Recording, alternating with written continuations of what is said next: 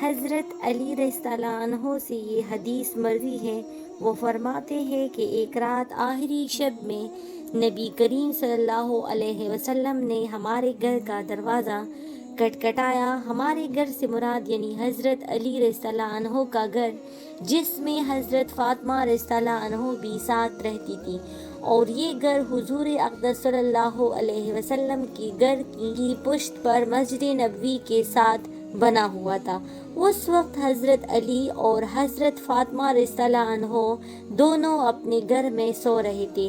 آپ صلی اللہ علیہ وسلم نے جا کر ان کو بیدار کیا اور فرمایا، کیا تم نماز نہیں پڑھتے؟ حضرت علی رضی اللہ عنہ فرماتے ہیں کہ میں بیدار ہو گیا اور میں نے کہا، یا رسول اللہ، ہماری روحیں تو اللہ کے قبضے میں ہے، جب اللہ چاہتے ہیں تو ہمیں بیدار کر دیتے ہیں اور جب نہیں چاہتے تو بیدار نہیں فرماتے، جس کے نتیجے میں ہم سوتے رہ جاتے ہیں۔ یہ جواب سن کر حضور اقدس صلی اللہ علیہ وسلم منہ موڑ کر واپس تشریف لے جانے لگے اور اس طرح جا رہے تھے کہ آپ اپنی ران مبارک پر ہاتھ مار رہے تھے اور قرآن کریم کی یہ آیت پڑھتے جا رہے تھے، جس کا ترجمہ کچھ یوں ہے، یعنی انسان بڑا جھگڑالو ہے اور بہت بحث و مباحثہ کرنے والا ہے۔ حضرت علی رضی اللہ عنہ نے جو بات کہی،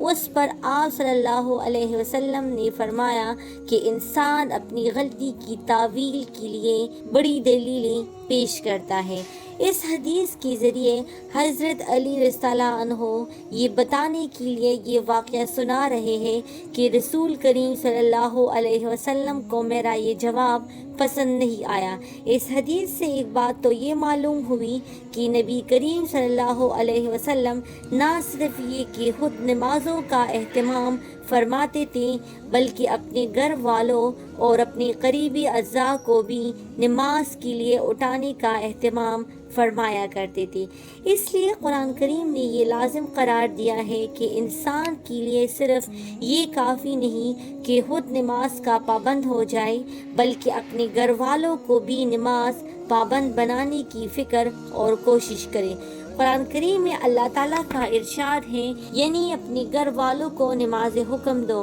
اور خود بھی نماز کی پابندی کرو۔ لہٰذا انسان کی ذمہ داری صرف خود اپنی نماز پڑھ لینے سے پوری نہیں ہو جاتی، بلکہ اس کی ذمہ داری یہ بھی ہے کہ اس کے گھر میں جو لوگ ہیں، مثلاً بیوی، بچے، اولاد ہیں، ان کو نمازی بنانے کی فکر اور کوشش کرے۔ اس میں یہ بات بھی داخل ہے کہ اگر وہ نماز کے وقت سو رہے ہو تو ان کو اٹھائے تاکہ وہ بھی وقت پر نماز ادا کر لیں۔ یہ عمل ساری عمر کرتا رہے، چاہے وہ بچے آپ کی بات مان رہے ہیں یا نہیں مان رہے ہیں، وہ بچے اس بات کو قبول کرتے ہیں یا نہیں کرتے، لیکن آپ کو اپنی کوشش ساری عمر جاری رکھنی ہے۔ آج بہت سی جگہوں پر ایسا ہوتا ہے کہ آدمی خود تو نماز کا پابند ہے، صف اول کا پابند ہے، مسجد میں جانے والا ہے، لیکن اولاد کو یا تو بالکل ہی نماز کی فکر نہیں ہے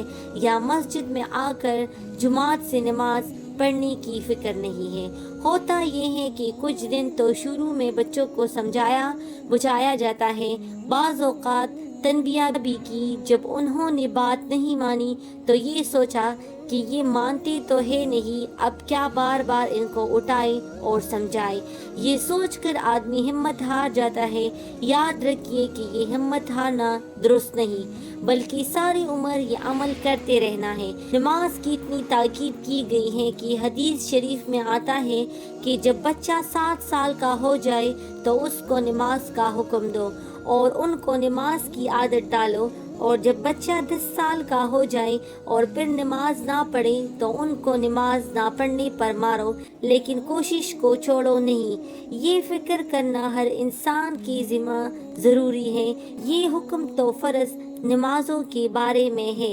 البتہ جو نمازیں نفل ہیں، جیسے تہجد کی نماز، اشراق کی نماز، چاشت کی نماز، یا اوابین کی نماز، ان کے بارے میں یہ حکم ہے کہ ان کی نمازوں کے لیے باقاعدہ اہتمام کر کے کسی کو اٹھانے کا حکم نہیں دیا گیا۔ مثلا یہ حکم نہیں ہے کہ اگر آپ تہجد کی نماز کے لیے اٹھتے ہیں تو اپنے پڑوسیوں کو جا کر اٹھا لیں کہ تم بھی اٹھو اور نماز پڑھو،